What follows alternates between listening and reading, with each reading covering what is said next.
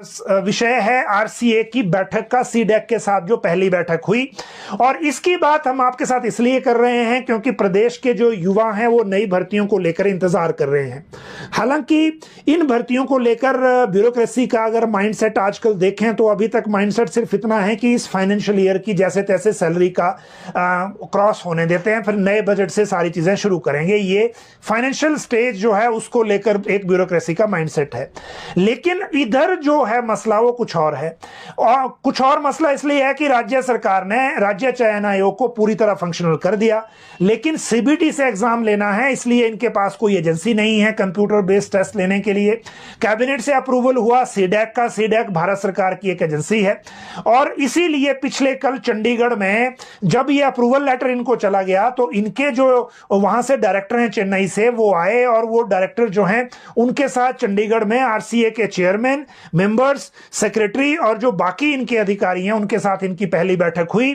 इस बैठक का मकसद जो एमओयू इनके साथ होना है उसका ड्राफ्ट तैयार करना है। राज्य चयन आयोग की ओर से इनको कहा गया है सीडैक को कि हमने हिमाचल में हर साल 10 लाख अभ्यर्थियों के एग्जाम लेने की कैपेसिटी तैयार करनी है, वो सीडैक को व्यवस्था करनी होगी। राज्य सरकार ने पहले से निर्देश दे रखे हैं कि जो भर्ती परीक्षाएं होंगी सीबीटी के माध्यम से, उनके लिए जो राज्य सरकार के अपने कार्यालयों के, यानी कि जैसे इंजीनियरिंग कॉलेज हैं, आईटीआई है, डिग्री कॉलेज हैं, उनके जो कंप्यूटर सिस्टम है उनका इस्तेमाल भी किया जा सकता है, लेकिन सिर्फ और सिर्फ सरकारी कार्यालयों में ही सेंटर होंगे, प्राइवेट में नहीं। तो यह बात भी सीडैक को बता दी गई है। एक और बात सीडैक को बता दी गई है कि जैसा कि सीडैक से पहले एडसिल के साथ अनुभव रहा है, हम यानी राज्य सरकार जितने अभ्यर्थी होंगे उतनी ही फीस देगी। एडसिल ने एक शर्त लगा दी थी कि मैं चाहे अभ्यर्थी कम हो किसी पोस्ट कोड में, लेकिन वो 3000 अभ्यर्थियों की मिनिमम जो कॉस्ट है वो लेंगे ही लेंगे फीस में, तो वो सीडैक के साथ नहीं होगा। ये सारी चीजें बता दी गई हैं। अब एमओयू का ड्राफ्ट बनेगा, उस पर अगर कोई सहमति या असहमति का पॉइंट होगा तो वो आपस में डिस्कस करेंगे, और डिस्कस करने के बाद ये एमओयू फाइनल होगा। उसके बाद पता चलेगा कि अगली भर्तियां कब से शुरू होंगी। जहां तक 2022 की विज्ञापित पदों की बात है, वो मैंने आपको कल भी बताया था कि उनको लेकर अभी भी कई विभागों ने रिक्विजिशन को रिकन्फर्म नहीं किया है, और उनकी रिकन्फर्मेशन का उसमें इंतजार हो रहा है, और वो रिकन्फर्मेशन होने के बाद भी राज्य सरकार को दोबारा अनुमति के लिए जाएगा, और फिर पता चलेगा कि उनमें से फर्स्ट फेज में कितनी पोस्टें होती हैं, सेकंड फेज में कितनी होती हैं, और क्या सरकार नए सिरे से जो पुराने एप्लीकेंट हैं उनको एज रिलैक्सेशन देने या नए एप्लीकेंट्स को दोबारा से आवेदन की ऑप्शन भी देगी या नहीं, वो उसके साथ फिर पता चलेगा। लेकिन उसके लिए अभी थोड़ा और इंतजार करना पड़ेगा।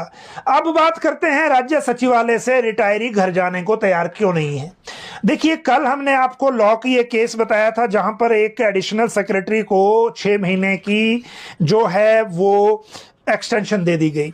उसके बाद जो लोग रिटायरमेंट की पार्टी देने के लिए कलेक्शन कर रहे थे या इंतजाम कर रहे थे, वही अब नाराज होके बैठे हैं क्योंकि प्रमोशन का चैनल इफेक्टेड होता है।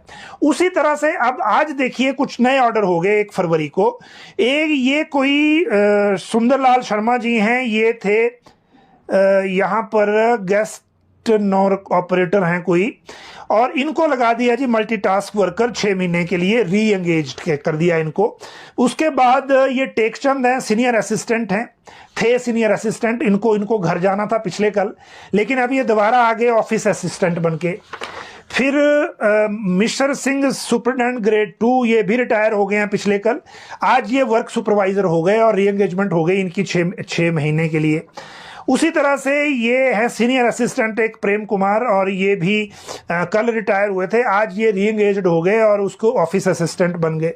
मतलब लोग डिमोट होने को तैयार हैं, लेकिन नौकरी के बाद घर वापस नहीं जाना है। दूसरी तरफ जो बेरोजगार हैं वो अलग तरह से इंतजार कर रहे हैं नौकरियों को लेकर, लेकिन इससे बेटर ऑप्शन राज्य सरकार के, देखिए री एंगेजमेंट की पॉलिसी चलो एक लिहाज से इस तरह से ठीक है कि पैसे कम देने पड़ते हैं, मुझे लगता है जितनी वो सैलरी है वो 40% पे फिक्स कर देते हैं, और कोई चीजें इसमें देनी नहीं पड़ती, तो राज्य सरकार के फाइनेंशियल प्रपोजिशन से देखें तो ठीक भी है।